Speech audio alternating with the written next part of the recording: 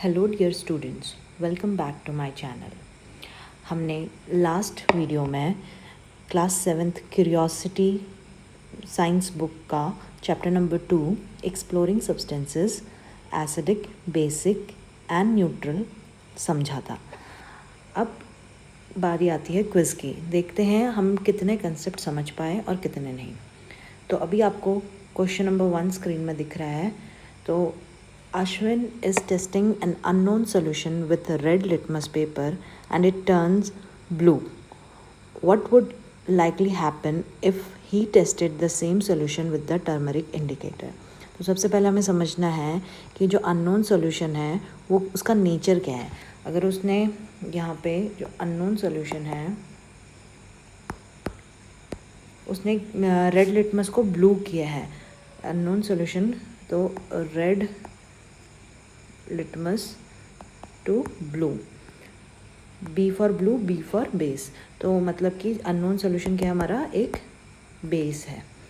तो अगर बेस है और आगे क्या क्वेश्चन बोला है, what would likely happen if he tested the same solution with the turmeric indicator. तो हमको पता है टर्मरिक इंडिकेटर जो होता है एसिडिक और न्यूट्रल के साथ कुछ रिएक्शन नहीं देता। एसिडिक और न्यूट्रल में नो चेंज। तो यहाँ पे हमारे पास बेस के साथ वो देता है रेड कलर। अगर हम सारे ऑप्शन यहाँ पे देखें तो इसमें option number A turmeric indicator will remain yellow, this is wrong. ये होता है एसिड या न्यूट्रल के साथ। Turmeric indicator will turn green, no. Turmeric indicator will turn blue, no. Turmeric indicator will turn red, yes, this is the correct answer. Now we will select it and we will move to the next question. Yes, since the solution turned red litmus blue, it is basic.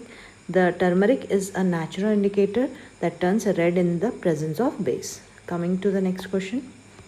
In a laboratory, a student performs neutralization reaction.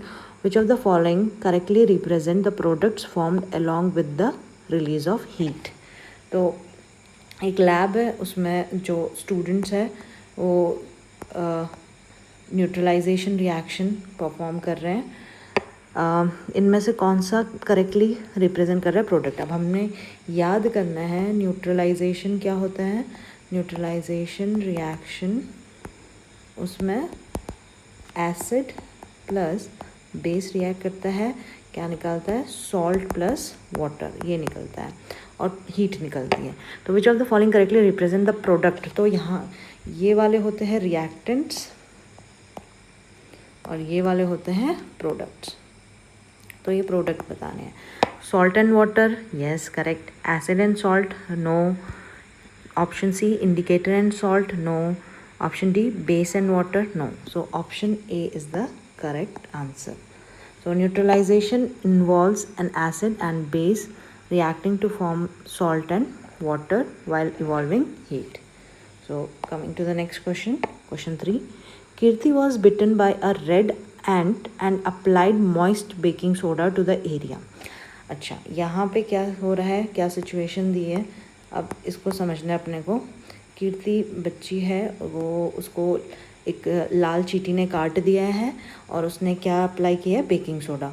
तो हमको पता है एंट sting में कौन सा acid होता है, formic acid, ये याद रखना, ये बहुत बार पूछा गया है, फॉर्मिक एसिड। तो उसमें क्या अप्लाई किया है, बेकिंग सोडा। बेकिंग सोडा का नेचर क्या है, ये एसिडिक नेचर का है और बेकिंग सोडा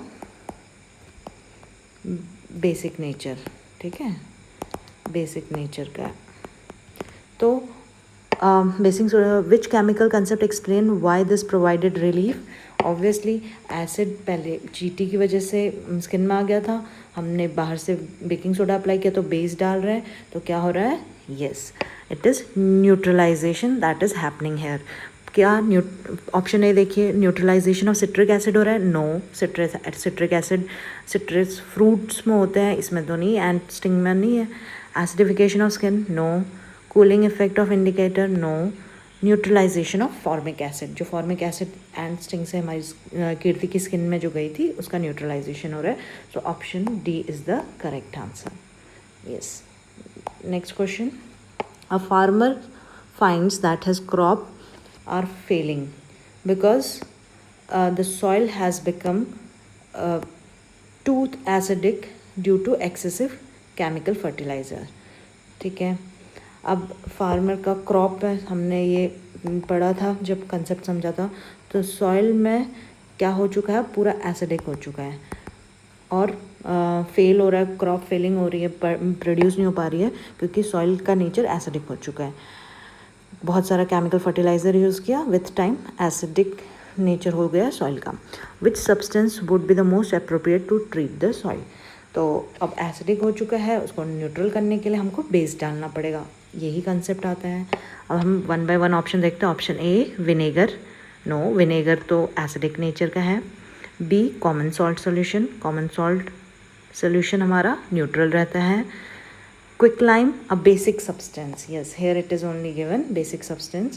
So D वाला एक बार देखते हैं, organic matter या manure, it is also acidic. So option C is the correct answer. That is quicklime, calcium carbonate भी बोलते हैं इसको. क्या बोलते हैं,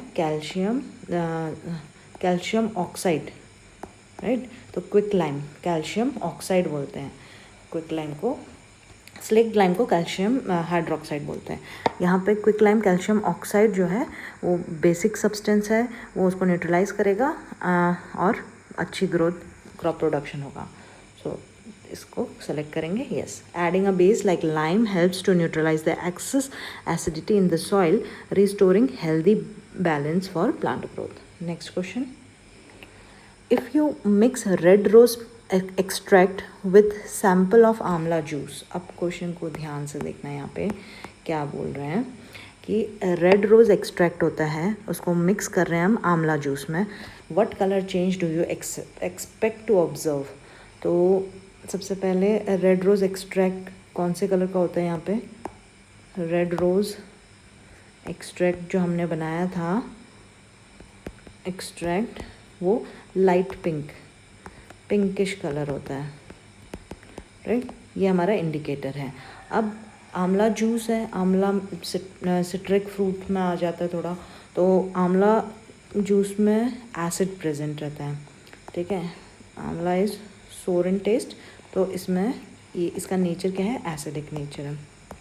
अब याद करो कि जो रेड रोज एक्सट्रैक्ट इंडिकेटर था वो एसिड के साथ कौन सा कलर देता था, डार्क पिंक या रेड कलर बोल सकते हैं, डार्क पिंक, ठीक है, और शेड ऑफ रेड भी बोल सकते हैं. अब ऑप्शंस देखते हैं. What colour change do you expect to observe. Mixture will turn yellow, no, there will be no change in colour, this is also wrong. Mixture will turn green, not at all. Option D, the mixture will turn a shade of red, so this is option D is correct, right. So option D. Yes, amla juice contain ascorbic and citric acids, and red rose extract turns red in acidic solution. So option D is correct. Next question. Question number 6. Which of the following substances is classified as neutral based on its interaction with litmus paper? तो इस question को समझते हैं. यहाँ पे इनमें से कौन सा जो सब्सटेंस है, 4 दिए गए हैं, वो न्यूट्रल डालेंगे, जिसका pH 7 है, ना एसिडिक है ना बेसिक है, उसको न्यूट्रल. इनमें से कौन सा न्यूट्रल है, उसको लिटमस पेपर जब डालते हैं तो उसमें कोई कलर चेंज हमको नहीं दिखेगा, वो न्यूट्रल कौन सा है करके. तो याद करते हैं, लेमन जूस, उसमें क्या होता है, एसिडिक होता है वो, ठीक है. अब सोप सोल्यूशन बेसिक रहता है, सोपी टच स्लिपरी बेसिक हो गया. विनेगर अभी पढ़ा था कि उसमें एसिड रहता है, एसिटिक एसिड रहता है, राइट. और लास्ट आता है शुगर सोल्यूशन. तो बेटा शुगर सोल्यूशन हो या सॉल्ट सोल्यूशन, शुगर सोल्यूशन हो या वाटर हो या सॉल्ट सोल्यूशन, ये तीनों ही आपको न्यूट्रल बताने हैं, ठीक है. So correct answer is sugar solution. Sugar solution does not change the color of either red or blue litmus paper, indicating it is neither acidic nor basic. Okay, next question. Question number 7. Let's read it. Kirti wants to write a secret message that only appears when a basic solution is sprayed on it. तो हमें spray में basic solution रखना है. Which substance could she use to write the message initially? तो एक message box है इसमें, और इसमें जब हम स्प्रे करेंगे एक डब्बे में से, तो यहाँ पे ये बेसिक होना चाहिए, मतलब ये बेसिक होना चाहिए. बेसिक सोल्यूशन स्प्रे करेंगे. When a basic solution is sprayed only then the message will appear. तो इनमें से कौन सा, which substance could she use to write the message initially, तो किससे लिखा होगा, इसमें किस चीज़ से लिखा होगा कि बेस से वो अपीयर हो जाए. तो पहले देखते हैं, टैप वाटर से लिखेंगे तो टैप वाटर में से कुछ भी लिखो. अगर सपोज़ यहाँ पे वेलकम लिखा है तो टैप वाटर से लिखेंगे तो इवेपोरेट हो जाएगा, कुछ अपीयर नहीं होगा बेसिक सोल्यूशन कुछ भी डालने से. टर्मरिक सोल्यूशन होगा तो यहाँ पे अगर टर्मरिक से लिखा होगा, येलो शीट है, येलो पे टर्मरिक से लिखा है तो वो अलग से नहीं दिखेगा. और टर्मरिक जैसे हमने बेसिक डाला तो पूरा का पूरा येलो शीट ही रहेगा, लेकिन जहाँ पे हमने टर्मरिक से वेलकम लिखा है सिर्फ वही अपीयर होगा रेड कलर में. तो ये टर्मरिक सोल्यूशन हम यहाँ पे करेक्ट आंसर बोलेंगे. और सोप सोल्यूशन तो बेसिक है, तो ये तो हम स्प्रे में ले सकते हैं soap solution. Salt solution neutral रहता है, तो इसका आंसर बी होना है. So turmeric is yellow but turns a distinct red when it reacts with a base, making it suitable for revealing hidden text. चलिए अब नेक्स्ट क्वेश्चन. अब question number 8. Question number 8 read करते हैं. Factories are advise to treat their waste before releasing it into water bodies. ये हमने जब concept पढ़ा था तो उसमें भी ये एप्लीकेशन हमने पढ़ा था, ग्राउंड एप्लीकेशन है ना. तो फैक्ट्रीज़ को एडवाइस किया जाता है कि वो अपने वेस्ट को पानी में डालने से पहले उसको ट्रीट करे. अगर एसिडिक है तो बेस के साथ ट्रीट करे, बेसिक वेस्ट आ रहा है तो उसको एसिड के साथ न्यूट्रलाइज करके ही रिलीज़ करे पानी में. If the waste is acidic, what is the primary risk of not treating it. अगर एसिडिक वेस्ट है तो बहुत रिस्क हो जाता है, तो उसको बेस के साथ ट्रीट करना चाहिए. बट क्या रिस्क पूछा है इसमें, किसके साथ ट्रीट करना नहीं पूछा, रिस्क पूछा है. प्राइमरी रिस्क क्या है, तो ऑप्शन ए देखते हैं. It can kill fish and other aquatic organism. True. It will cause the water to turn green immediately. Not necessary. Wrong. It will cause the water to evaporate more quickly. No. It will make the water too salty for drinking. No. So the correct option here is option A. It can kill fish and other aquatic organism. Excessive acidity in water bodies is toxic to aquatic life, so it must be neutralized with basic substances.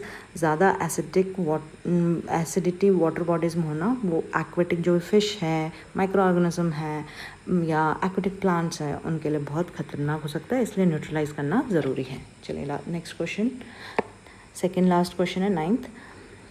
Liquid sample turns blue litmus paper red.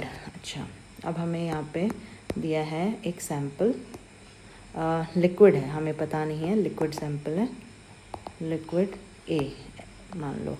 अब ये हो गया है blue litmus red, blue litmus paper को red में कर लिया है, तो ब्लू टू रेड कर लिया है, रेड आपको बताया था, रेड में कर लिया, तो ये क्या होगा हमारा एसिडिक नेचर का है. वो सोल्यूशन क्या है हमारा, liquid A is acidic nature. Now what is the nature of this, but does not change the colour of turmeric paper. और यहाँ पे कंफर्म हो गया एक और चीज़ कि एसिड वैसे भी चेंज नहीं करता कलर टर्मरिक पेपर के साथ. तो यहाँ पे what is the nature of this liquid, it is basic, highly saline, neutral और acidic. Obviously we will go with option D, acidic. Yes. Next question, last one. Lichens are mentioned as source of natural litmus. What unique biological characteristic defines a lichen? तो आपने भी पढ़ा है lichens क्या है. It is association of fungus and alga, पढ़ा हुआ है. तो क्या यूनिक बायोलॉजिकल कैरेक्टरिस्टिक है जो लाइकन को डिफाइन करती है कि इसमें दोनों फंगस और एल्गा का एसोसिएशन होता है. ठीक है, तो ये देखते हैं कौन सा ऑप्शन है यहाँ पे करेक्ट जो इस चीज़ को बता रहा है. Option number A, they are synthetic indicator. No. They only grow in highly polluted area? No. Even opposite happens.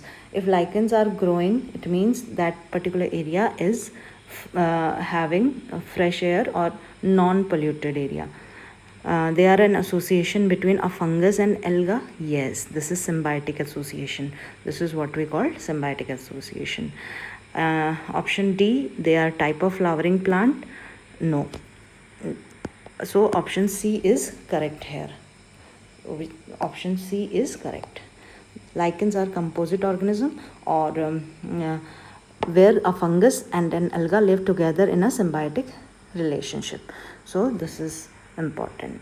This is a biological characteristics which defines lichen, that is symbiotic relationship. I hope students आपने सारे question अच्छे से समझे हैं और अच्छे से जाना कि क्यों हमने पर्टिकुलर ऑप्शन को सेलेक्ट किया है. Thank you for watching. Okay.